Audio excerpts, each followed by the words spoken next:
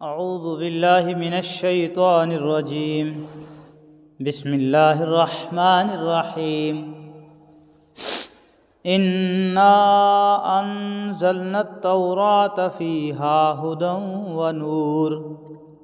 يحكم بها النبيون الذين أسلموا للذين هادوا والربانيون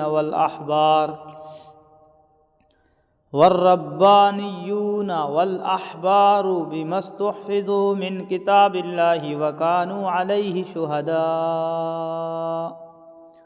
فلا تخشوا الناس واخشوني ولا تشتروا بآياتي ثمنا قليلا وَمَن لَّمْ يَحْكُم بِمَا أَنزَلَ اللَّهُ فَأُولَٰئِكَ هُمُ الْكَافِرُونَ۔ بے شک ہم نے تورات نازل کی تھی جس میں ہدایت تھی اور نور تھا۔ تمام نبی جو اللہ تعالیٰ کے فرما بردار تھے اسی کے مطابق یہودیوں کے معاملات کا فیصلہ کرتے تھے، اور تمام اللہ والے اور علماء بھی اسی پر عمل کرتے رہے، کیونکہ ان کو اللہ کی کتاب کا محافظ بنایا گیا تھا اور وہ اس کے گواہ تھے۔ لہٰذا اے یہودیوں، تم لوگوں سے نہ ڈرو اور مجھ سے ڈرو، اور تھوڑی سی قیمت لینے کی خاطر میری آیتوں کا سودا نہ کیا کرو،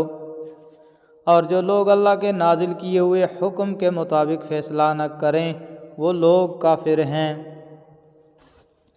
وَكَتَبْنَا عَلَيْهِمْ فِيهَا أَنَّ النَّفْسَ بِالنَّفْسِ وَالْعَيْنَ بِالْعَيْنِ وَالْأَنفَ بِالْأَنفِ وَالْأُذُنَ بِالْأُذُنِ وَالسِّنَّ بِالسِّنِّ وَالْجُرُوحَ قِصَاصٌ فَمَن تَصَدَّقَ بِهِ فَهُوَ كَفَّارَةٌ لَّهُ وَمَن لَّمْ يَحْكُم بِمَا أَنزَلَ اللَّهُ فَأُولَٰئِكَ هُمُ الظَّالِمُونَ۔ اور ہم نے اس تورات میں ان کے لیے یہ حکم لکھ دیا تھا کہ جان کے بدلے جان، آنکھ کے بدلے آنکھ، ناک کے بدلے ناک، کان کے بدلے کان، دانت کے بدلے دانت، اور زخموں کا بھی اسی طرح بدلہ لیا جائے۔ ہاں، جو شخص اس بدلے کو معاف کر دے تو یہ اس کے لیے گناہوں کا کفارہ ہو جائے گا، اور جو لوگ اللہ کے نازل کیے ہوئے حکم کے مطابق فیصلہ نہ کریں وہ لوگ ظالم ہیں۔ دوسرا واقعہ ان آیات کے پس منظر میں یہ ہے کہ مدینہ منورہ میں یہودیوں کے دو قبیلے آباد تھے، ایک بنو قریظہ اور دوسرے بنو نذیر۔ بنو نذیر کے لوگ جو مالدار تھے اور بنو قریظہ کے لوگ مالی اعتبار سے ان کے مقابلے میں کمزور تھے۔ اگرچہ دونوں یہودی تھے مگر بنو نذیر نے ان کی کمزوری سے فائدہ اٹھا کر ان سے یہ ظالمانہ اصول طے کرا لیا تھا کہ اگر بنو نذیر کا کوئی آدمی بنو قریظہ کے کسی شخص کو قتل کرے گا تو قاتل سے جان کے بدلے جان کے اصول پر قصاص نہیں لیا جائے گا، قاتل سے جان کے بدلے جان کے اصول پر قصاص نہیں لیا جائے گا، بلکہ وہ خون بہا کے طور پر 70 وسق کھجوریں دے گا۔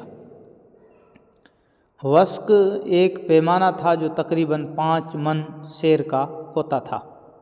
اور اگر بنو قریظہ کا کوئی آدمی بنو نذیر کے کسی شخص کو قتل کرے گا تو نہ صرف یہ کہ قاتل قصاص میں قتل کیا جائے گا بلکہ خون بہا بھی لیا جائے گا، اور وہ بھی دگنا۔ جب حضرت صلی اللہ علیہ وسلم مدینہ منورہ تشریف لائے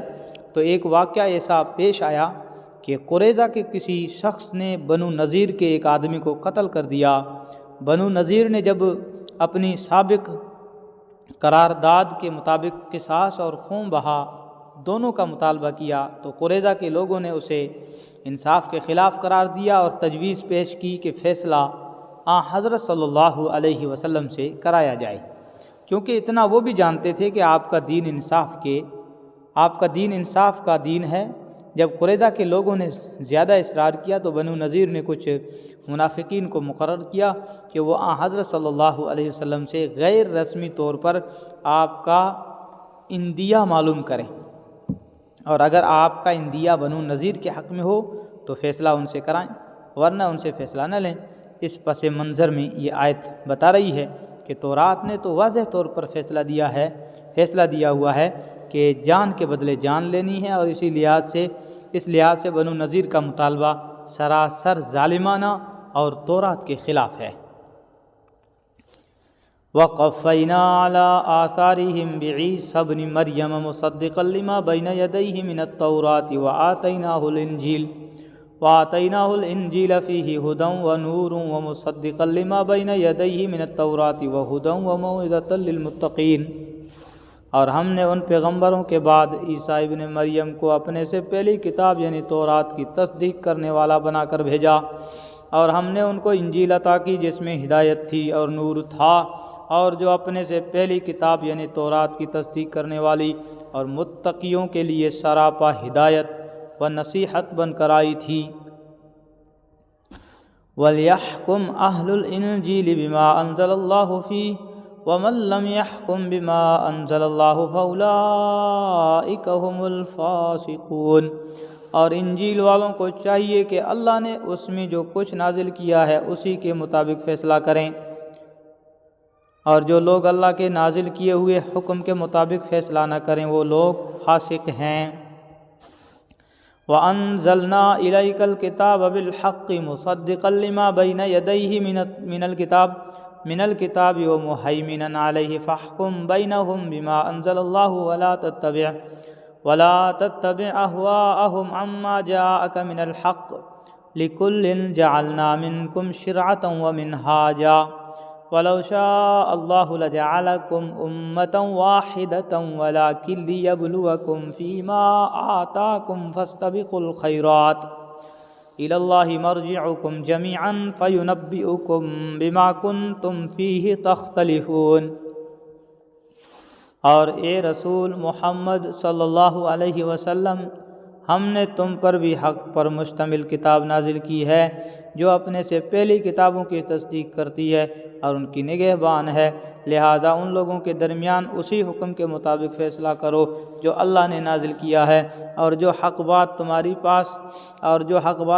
پاس آ گئی ہے اسے چھوڑ کر ان کی خواہشات کے پیچھے نہ چلو۔ تم میں سے ہر ایک امت کے لیے ہم نے ایک الگ شریعت اور طریقہ مقرر کیا ہے، اور اگر اللہ چاہتا تو تم سب کو ایک امت بنا دیتا، لیکن الگ شریعتیں اس لیے دی تاکہ جو کچھ اس نے تمہیں دیا ہے اس میں تمہیں آزمائے، لہٰذا نیکیوں میں ایک دوسرے سے آگے بڑھنے کی کوشش کرو، اللہ ہی کی طرف تم سب کو لوٹ کر جانا ہے۔ اس وقت وہ تمہیں وہ باتیں بتائے گا جن میں تم اختلاف کیا کرتے تھے۔ یہودی اور عیسائی حضرت صلی اللہ علیہ وسلم کی دعوت قبول کرنے سے جو انکار کرتے تھے اس کی ایک وجہ یہ تھی کہ اسلام میں عبادت کے طریقے اور بعض دوسرے احکام حضرت موسیٰ علیہ السلام اور حضرت عیسیٰ علیہ السلام کی شریعت سے مختلف تھے، اور ان لوگوں کو ان نئے احکام پر عمل کرنا بھاری معلوم ہوتا تھا۔ اس آیت نے واضح فرمایا کہ اللہ تعالیٰ نے اپنی حکمت کے تحت مختلف پیغمبروں کو الگ الگ شریعتیں عطا فرمائی ہیں۔ اس کی ایک وجہ یہ ہے کہ عبادت کا کوئی ایک طریقہ یا کوئی ایک قانون اپنی ذات میں کوئی تقدس نہیں رکھتا، اس میں جو کچھ تقدس پیدا ہوتا ہے وہ اللہ کے حکم سے پیدا ہوتا ہے، لہٰذا جس زمانے میں اللہ تعالیٰ جو حکم دے دیں وہی اس زمانے میں تقدس کا حامل ہے۔ اب ہوتا یہ ہے کہ جو لوگ اس ایک طریقے کے عادی ہو جاتے ہیں وہ اسی کو ذاتی طور پر مقدس سمجھ بیٹھتے ہیں، اور جب کوئی نیا پیغمبر نئی شریعت لے کر آتا ہے تو ان کا امتحان ہوتا ہے کہ وہ پرانے طریقے کو ذاتی طور پر مقدس سمجھ کر نئے طریقے کا انکار کر بیٹھتے ہیں، یا اللہ کے حکم کو اصل تقدس کا حامل سمجھ کر نئے حکم کو دل و جان سے تسلیم کرتے ہیں۔ آگے جو ارشاد فرمایا گیا ہے کہ لیکن تمہیں الگ شریعتیں اس لیے دی تاکہ جو کچھ اس نے تمہیں دیا ہے اس میں تمہیں آزمائے، اور اس کا یہی مطلب ہے۔ وَأَنِ احْكُم بَيْنَهُم بِمَا أَنزَلَ اللَّهُ وَلَا تَتَّبِعْ أَهْوَاءَهُمْ وَاحْذَرْهُمْ أَن يَفْتِنُوكَ عَن بَعْضِ مَا أَنزَلَ اللَّهُ إِلَيْكَ فَإِن تَوَلَّوْا فَاعْلَمْ أَنَّمَا يُرِيدُ اللَّهُ أَن يُصِيبَهُم بِبَعْضِ ذُنُوبِهِمْ وَإِنَّ كَثِيرًا مِّنَ النَّاسِ لَفَاسِقُونَ۔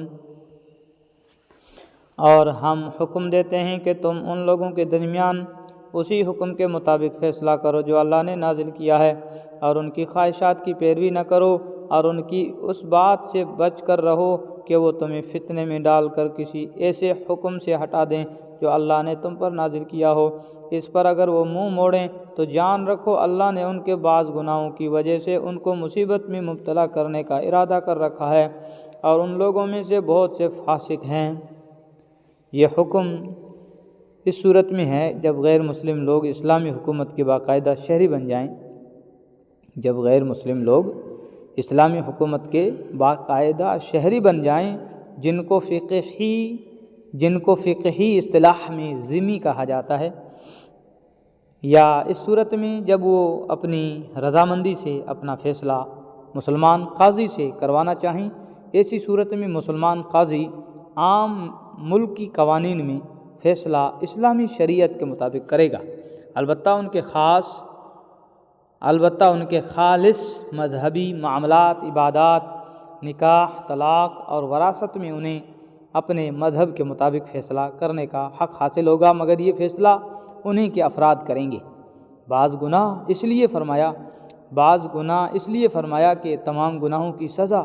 تو آخرت میں ملنی ہے، البتہ اللہ اور رسول کے فیصلے سے منہ موڑنے کی سزا ان کو دنیا میں بھی ملنے والی ہے۔ چنانچہ کچھ عرصہ بعد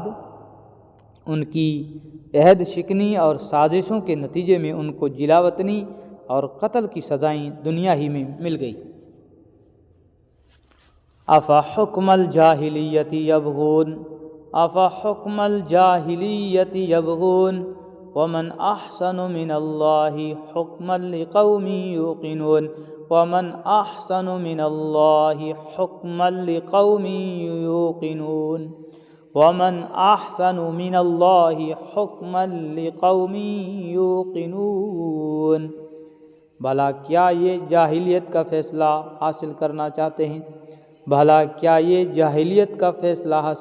چاہتے ہیں حالانکہ جو لوگ یقین رکھتے ہوں ان کے لیے اللہ سے اچھا فیصلہ کرنے والا کون ہو سکتا ہے۔ صدق اللہ العظیم۔